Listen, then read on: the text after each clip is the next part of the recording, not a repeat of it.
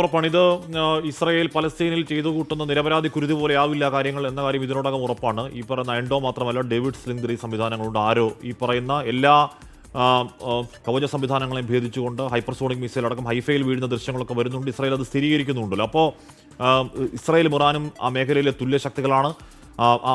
എന്ന് പറഞ്ഞാൽ ബലാബലത്തിൽ നിൽക്കുന്നവരാണ്. ഈ പറയുന്ന വൻശക്തി രാജ്യങ്ങളുടെ പിന്തുണ ഉള്ളവരാണ്. ഏറ്റുമുട്ടൽ തുടങ്ങിക്കഴിഞ്ഞാൽ അത് ആ മേഖലയ്ക്ക് മാത്രമല്ല, ലോകത്ത് തന്നെ പക്ഷേ ഇരു രാജ്യങ്ങളുടെയും പക്കൽ ആണവായുധങ്ങളുണ്ട് എന്ന് പറയുന്നവരുണ്ട്. അപ്പോൾ ആ മേഖല അത്തരത്തിൽ ലോകത്തിന് തന്നെ ഭീഷണിയായി നിൽക്കുമ്പോൾ ഇന്നിപ്പോൾ G7 രാഷ്ട്രങ്ങൾ ഉച്ചകോടി കാനഡയിൽ നടക്കാൻ പോകുന്നു. അമേരിക്കയും യൂറോപ്യൻ രാജ്യങ്ങളും ഇസ്രായേലിനൊപ്പം നിൽക്കുന്ന സാഹചര്യമുണ്ട്. ജപ്പാൻ ഇസ്രായേൽ ആക്രമണത്തെ എതിർക്കുന്നുണ്ട്. റഷ്യ ഇറാനൊപ്പമാണ്. ചൈന ഏത് സമയം വേണമെങ്കിലും ഇറാനൊപ്പം ചേരാം. യുദ്ധം നിർത്തണം എന്ന് ഇന്ത്യ ആവശ്യപ്പെടുന്നുണ്ട്. അപ്പോൾ എല്ലാവരുടെയും നല്ലതിനു വേണ്ടി യുദ്ധം നിർത്തിക്കാനുള്ള ചർച്ചകൾ G7 ഉണ്ടാകുമെന്ന് കരുതാമോ ജെയിംസ്? തീർച്ചയായിട്ടും വളരെ പ്രധാനപ്പെട്ട ഒരു സമ്മേളനമാണ് കാനഡയിലെ ആൽബർട്ടയിൽ ഇന്നു മുതൽ നടക്കാൻ പോകുന്നത്.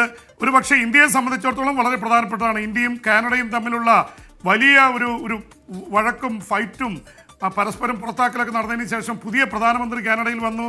മാർക്ക് കാർണി, അദ്ദേഹത്തിൻ്റെ അധ്യക്ഷതയിലാണ് ആൽബർട്ടയിലെ തണുപ്പുള്ള സ്ഥലത്ത് ഇന്ന് G7 രാഷ്ട്രങ്ങൾ സമ്മേളിക്കുന്നത്. അതിലെ പ്രത്യേക ഇൻവൈറ്റി ആയിട്ട് ഇന്ത്യ പങ്കെടുക്കുന്നുണ്ട്. ഒരുപക്ഷെ G7 രാഷ്ട്രങ്ങൾ ലോകത്തിലെ ഏറ്റവും സമ്പന്നമായ രാഷ്ട്രങ്ങളാണ്. America, Britain, France, Germany, Japan, Canada, Italy അടക്കമുള്ള 7 രാജ്യങ്ങൾ പങ്കെടുക്കുന്ന ഈ സമ്മേളനത്തിൽ ജപ്പാൻ വളരെ ശക്തമായിട്ട് ഇസ്രായേലിനെതിരെ നിൽക്കുകയാണ്. ഇസ്രായേൽ ചെയ്ത ആക്രമണം ശരിയല്ല എന്ന നിലപാടെടുത്തിരിക്കുന്നു. പക്ഷേ മറ്റു രാജ്യങ്ങൾ, അതുകൊണ്ടാണ് ഞാൻ അമേരിക്കയും യൂറോപ്യൻ രാജ്യങ്ങൾ എന്ന് പറഞ്ഞത്, പൊതുവെ ഇസ്രായേലിനൊപ്പമാണ്. ഇസ്രായേൽ ചെയ്യുന്ന ഗസയിൽ നടത്തുന്നതിനെതിരെ യൂറോപ്യൻ രാജ്യങ്ങൾ രംഗത്ത് വന്നിട്ടുണ്ടെങ്കിലും ഇറാനെതിരെയുള്ള നീക്കത്തിൽ യൂറോപ്പും അമേരിക്കയും ഏതാണ്ട് ഇസ്രായേലിനോടൊപ്പമാണ്. പക്ഷേ ഇറാൻ്റെ ഒപ്പം നമ്മൾ ഹാഷ്മി ചൂണ്ടിക്കാണിച്ചതുപോലെ G7 രാഷ്ട്രങ്ങളിൽ പെടുന്ന രാജ്യമല്ലെങ്കിലും റഷ്യയും ചൈനയും ലോകത്തിലെ മഹാശക്തികളാണ്. അവർ വടക്കൻ കൊറിയ അടക്കം ഇറാൻ്റെ പിറകിലുണ്ട്.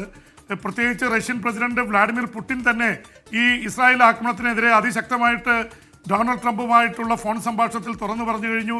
പ്രത്യേകിച്ച് റഷ്യക്ക് ഷാഹദ് ഡ്രോൺസ് യുക്രൈൻ യുദ്ധത്തിൽ കൊടുത്തത് ഇറാനാണ്. ഇറാനെ എന്തു തരത്തിലും റഷ്യ സഹായിക്കും. പക്ഷേ റഷ്യയും യുദ്ധത്തിന് നടുവിലായതുകൊണ്ട് അവരുടെ ആയുധങ്ങളും തീർന്നുകൊണ്ടിരിക്കുകയാണ്. രണ്ട് പക്ഷത്തും പ്രശ്നങ്ങളുണ്ട്. കാരണം ഇറാന് ബാലിസ്റ്റിക് മിസൈലുകൾ അയച്ച് 200 അയച്ചാൽ മാത്രമേ ഇത് അയൺ ഡോം ഭേദിക്കാൻ കഴിയുന്നുള്ളൂ. ഇറാൻ തന്നെ പറയുന്നുണ്ട്, അയൺ ഡോമുകളെ ഭേദിക്കാനുള്ള തന്ത്രം ഞങ്ങൾ കണ്ടെത്തിയിരിക്കുന്നു, അതുകൊണ്ടാണ് ഞങ്ങൾ യുദ്ധത്തിൽ ഇപ്പോൾ ഇസ്രായേലിനെ പ്രഹരിക്കാൻ കഴിയുന്നതെന്ന് പറയുന്നുണ്ട്. എന്തായാലും ഇന്ത്യ സമാധാനം വേണം എന്നുള്ള അഭിപ്രായത്തിലാണ്. ജപ്പാൻ സ്വാഭാവികമായിട്ട് ഇറാനോടൊപ്പം നിൽക്കും, മറ്റു രാജ്യങ്ങളായിരിക്കും. അതുകൊണ്ട് ഒരു കോമൺ ആയിട്ടൊരു ഇത് വരണമെന്ന് നിർബന്ധമില്ല. പക്ഷേ യുദ്ധം നിർത്താനുള്ള ചർച്ചകൾ നടക്കുന്നുണ്ട്. പ്രത്യേകിച്ച് ഖത്തറും ഈജിപ്തും സൗദി അറേബ്യയൊക്കെ രംഗത്തിറങ്ങിയിട്ടുണ്ട്. മറ്റേ എണ്ണയുടെ വില കൂടിക്കൊണ്ടിരിക്കുകയാണ്. ലോകമെമ്പാടും വിലക്കയറ്റമുണ്ടാവാൻ പോകുന്നു. അപ്പോൾ ഇതിൻ്റെയൊക്കെ പശ്ചാത്തലത്തിൽ സ്വാഭാവികമായിട്ടും G7 രാഷ്ട്രങ്ങളുടെ ഈ യോഗത്തെ വളരെ പ്രാധാന്യത്തോടെയാണ് എല്ലാവരും കാണുന്നത്. ഇന്ത്യയെ സംബന്ധിച്ചിടത്തോളം നിർണായകമാണ്. കാരണം കാനഡയുമായിട്ട് നിജാർ കൊലപാതകത്തിൻ്റെ പേരിൽ ഉടക്കി കഴിഞ്ഞ കുറച്ച് നാളുകളായി, ഏതാണ്ട് 1-2 വർഷമായിട്ട് ഒരു ബന്ധവും കാനഡയും ഇന്ത്യയും ഇല്ലാത്ത അവസ്ഥയായിരുന്നു. കാനഡയിൽ മലയാളികളടക്കം ഇന്ത്യക്കാരായിട്ടുള്ള ലക്ഷക്കണക്കിന് ആൾക്കാരുണ്ട്. അതുകൊണ്ട് വളരെ പ്രധാനപ്പെട്ടതാണ് അവർ തമ്മിലുള്ള ബന്ധം വീണ്ടും ഇത് ചെയ്യുന്നു. ആദ്യം ഇന്ത്യയെ ക്ഷണിച്ചിരുന്നില്ല. പിന്നീട് കാനഡയുടെ പ്രധാനമന്ത്രി മാർക്ക് കാർണി ഇന്ത്യയുടെ പ്രധാനമന്ത്രി നരേന്ദ്രമോദിയെ ക്ഷണിക്കുകയായിരുന്നു. പ്രധാനമന്ത്രി അവിടെ എത്തുന്നുണ്ട്. സ്വാഭാവികമായിട്ടും കാനഡയും ഇന്ത്യയും തമ്മിലുള്ള ബന്ധം കൂടുതൽ ശക്തമാവാൻ ഇത് ഉപകരിക്കുമെന്നുള്ള റിപ്പോർട്ടുകൾ കൂടി വരുന്നുണ്ട്. ഓക്കെ, എന്തായാലും ഈ പറയുന്ന ഇസ്രായേൽ അതിശക്തമായ സൈനിക രാഷ്ട്രമാണെന്ന് എല്ലാവർക്കും അറിയാം. കടുത്ത ഉപരോധങ്ങൾക്കിടയിൽ ഇറാനും സൈനിക രാഷ്ട്രമാണ്. രണ്ട് സൈനിക ശക്തികൾ മുഖാമുഖം നിൽക്കുമ്പോൾ അത് കുഞ്ഞുകളിയല്ല, അത് തീക്കളിയാണ്.